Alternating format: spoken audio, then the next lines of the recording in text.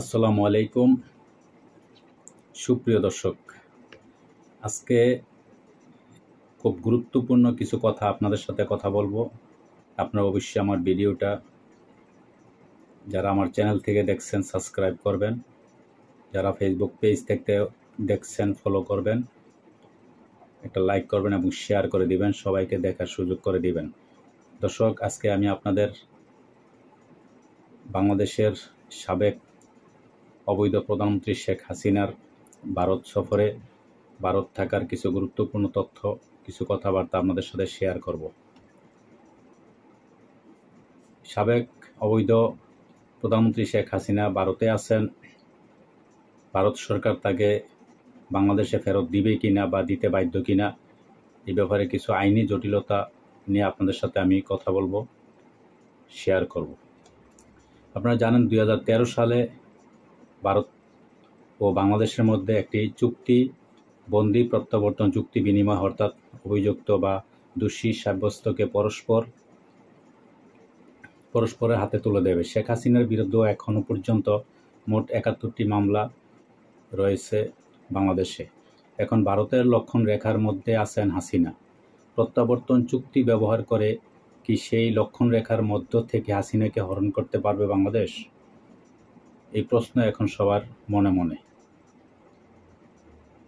প্রধানমন্ত্রী পদ থেকে ইস্তফা দিয়ে শেখ হাসিনা ঢাকা ছেড়ে ভারতে আসার পর এক সপ্তাহও কাটেনি। সেই সময়ই নয়াদিল্লিতে এক সাংবাদিক সম্মেলনে অস্বস্তিকর প্রশ্নটার মুখে পড়তে হয়েছিল বিদেশ দপ্তরের মুখপাত্র রণধীর জয়সওয়ালকে। বন্দি প্রত্যর্পণ চুক্তির আওতায় যদি ভারতের কাছে শেখ হাসিনাকে বাংলাদেশে ফিরিয়ে দেওয়ার আবেদন করে ঢাকা, তাহলে নয়াদিল্লি কি তা মেনে নেবে? হাসিনাকে তুলে দেবে বাংলাদেশের নয়া শাসকের হাতে? জবাবে রণধীর জওয়াসিল বলেছিলেন, প্রত্যর্পণের প্রশ্নটা হাইপোথেটিক্যাল, অর্থাৎ পুরোপুরি কাল্পনিক। কাল্পনিক কোনো প্রশ্নের জবাব ভারত দেয় না, অর্থাৎ নির্দিষ্ট কোনো জবাব না দিয়ে এড়িয়ে গিয়েছিলেন।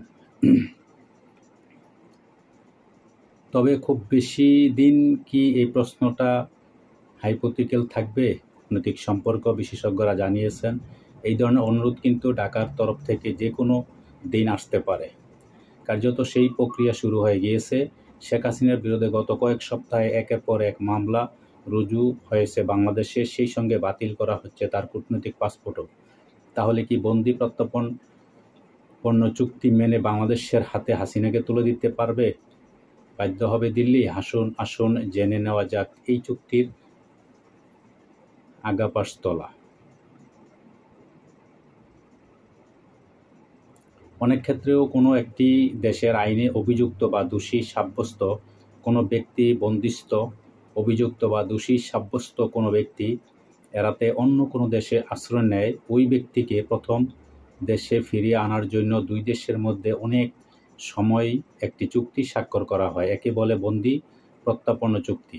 এই ধরনের চুক্তির আওতায় পলাতক অর্থনৈতিক অপরাধী তথ্য হিরে ব্যবসায়ী মেহুল ও চেকসিনকে ব্রিটেন থেকে ভারতে ফেরানোর আবেদন করেছে নয়াদিল্লি। একই ধরনের চুক্তি রয়েছে ভারত ও বাংলাদেশের মধ্যে। তখন নরেন্দ্র মোদী ক্ষমতায় আসেননি। 2013 সালে ভারতের প্রধানমন্ত্রী ছিলেন মনমোহন সিং এবং বাংলাদেশের শেখ হাসিনা। সেই সময় দুই দেশের মধ্যে অপরাধী হস্তান্তরের এই চুক্তি স্বাক্ষরিত হয়েছিল। স্বাক্ষর করেছিলেন ভারতের তৎকালীন স্বরাষ্ট্রমন্ত্রী সুশীল কুমার সিন্ধে এবং বাংলাদেশের সেই সময়ের স্বরাষ্ট্রমন্ত্রী মহিউদ্দিন খান আলমগীর। তবে এরও এক বছর আগে থেকেই এই প্রত্যর্পণ চুক্তি নিয়ে আলোচনা শুরু করেছিলেন দুই দেশের তৎকালীন বিদেশমন্ত্রী SM কৃষ্ণ ও দীপুমণি। এই চুক্তি অনুযায়ী প্রত্যর্পণযোগ্য অপরাধের মামলায় অভিযুক্ত বা ফেরার আসামি বন্দীদের একে অপরের কাছে হস্তান্তর করবে ভারত ও বাংলাদেশ। 2013 সালে প্রত্যর্পণ চুক্তি স্বাক্ষর করেছিলেন ভারতের তৎকালীন স্বরাষ্ট্রমন্ত্রী সুশীল কুমার সিন্ধে এবং বাংলাদেশের সেই সময়ের স্বরাষ্ট্রমন্ত্রী মহিউদ্দিন খান আলমগীর। মামলায় জর্জরিত শেখ হাসিনা বিদায়ের পর বাংলাদেশের দায়িত্ব নিয়েছে ডক্টর মোহাম্মদ ইউনূস নেতৃত্বে অন্তর্বর্তীকালীন সরকার। আর সরকার গঠনের পর থেকে শেখ হাসিনার বিরুদ্ধে একের পর এক মামলা রুজু করা হয়েছে। প্রায় রোজই কারো না কারো অভিযোগের ভিত্তিতে হত্যা, গণহত্যা, অপহরণ, শিশু হত্যার মতো গুরুতর অপরাধের নতুন নতুন মামলা রুজু করা হয়েছে। সব মিলিয়ে এই প্রতিবেদন লেখা পর্যন্ত শেখ হাসিনার নামে প্রায় ৭১টি মামলা রুজু করা হয়েছে। এবার আসেন হাসিনাকে ফেরত চাইবে কিনা। বিএনপি সহ বাংলাদেশে প্রায় প্রতিটি হাসিনা বিরোধী রাজনৈতিক দলের নেতারা শেখ হাসিনাকে দেশে ফিরিয়ে বিচারের আওতায় আনার দাবি জানিয়েছেন। তবে বাংলাদেশের অন্তর্বর্তীকালীন সরকার এখনও এই বিষয়ে নিজেদের অবস্থান স্পষ্ট করেনি। তবে এই ধরনের একটা দাবি যে জানানো হতে পারে সেই ইঙ্গিত দিয়েছে বাংলাদেশ সরকারের শীর্ষ কর্মকর্তারা। বাংলাদেশের অন্তর্বর্তীকালীন সরকারের বিদেশ উপদেষ্টা তৌহিদ হোসেন জানিয়েছেন, হাসিনাকে দেশে ফেরানোর জন্য ভারতকে অনুরোধ করা হবে কিনা সেই বিষয়ে তার কিছু বলার নেই। হাসিনার বিরুদ্ধে যেসব মামলা রুজু হচ্ছে তার ভিত্তিতে সেই দেশের স্বরাষ্ট্রমন্ত্রী ও আইন মন্ত্রক যদি এই সিদ্ধান্ত নেয় তাহলে তিনি ভারতকে এই অনুরোধ করবেন। তৌহিদ হোসেন বলেন, সেই ক্ষেত্রে দুই দেশের মধ্যে চুক্তি অনুযায়ী তাকে বাংলাদেশে ফিরিয়ে দিতে হবে। তবে তারপরও কূটনৈতিক সম্পর্ক বিশেষজ্ঞদের মতে এমনিতেই সংকটে রয়েছে বাংলাদেশ। তার উপর হাসিনাকে ফেরত চাইলে দুই দেশের সম্পর্কের ক্ষতি হতে পারে। সেই ঝুঁকি সম্ভবত অন্তর্বর্তীকালীন সরকার নেবে না। বাংলাদেশ চাইলেই ভারত তা মেনে নেবে এমনটা নয়। শেখ হাসিনা ভারতের দীর্ঘদিনের বন্ধু। রাষ্ট্রনেতাদের মধ্যে ভারতের সবথেকে আস্থাভাজন ও বিশ্বস্তদের মধ্যে অন্যতম। তার কারণ হচ্ছে ভারত যা চাইছে তাই শেখ হাসিনা দিছে। শেখ হাসিনা একবার এক বক্তৃতায় উনি বলেছিলেন যে আমি ভারতকে যা দিছি তা আজীবন সে মনে রাখবে। তার মানে তার নিজের অস্তিত্ব, নিজের স্বার্থ সে সব কিছু বিক্রি করে সে ভারতকে সব কিছু দিয়েছে শুধু একমাত্র ক্ষমতার জন্য। এটা দেশের মানুষ, 18 কোটি মানুষ সবাই জানে। এই সম্ভাবনা কার্যত নেই বললেই চলে। তাছাড়া বিপদের মুহূর্তে যেভাবে ভারত শেখ হাসিনার পাশে দাঁড়িয়েছে সেটা ভারতের নীতি।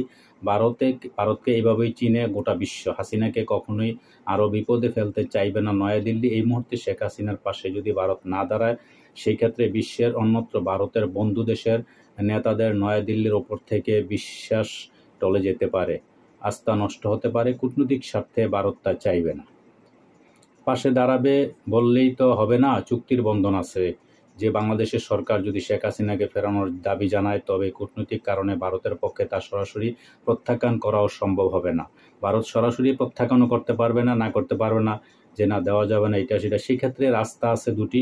কোনো টেকনিক্যাল কারণ দেখিয়ে বাংলাদেশের অনুরোধ ফিরিয়ে দেওয়া। আসলে এই ধরনের চুক্তিগুলোতে অনেক আইনের ফাঁকর আছে। প্রত্যর্পণ চুক্তিতেও এমন কতগুলো বিধান বা শর্ত আছে যার যে কোনোটি ব্যবহার করে বাংলাদেশের অনুরোধ প্রত্যাখ্যান করতে পারে নয়াদিল্লি।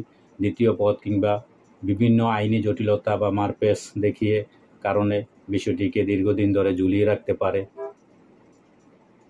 ভারত বাংলাদেশের প্রত্যর্পণ চুক্তির এক গুরুত্বপূর্ণ দ্বার হলো কোনো রাজনৈতিক প্রকৃতির অভিযোগের ভিত্তিতে যদি কারো হস্তান্তরের জন্য জানানো হয় তবে সেই অনুরোধ খারিজ করা যাবে। কোনো অপরাধকে রাজনৈতিক বলা যাবে না।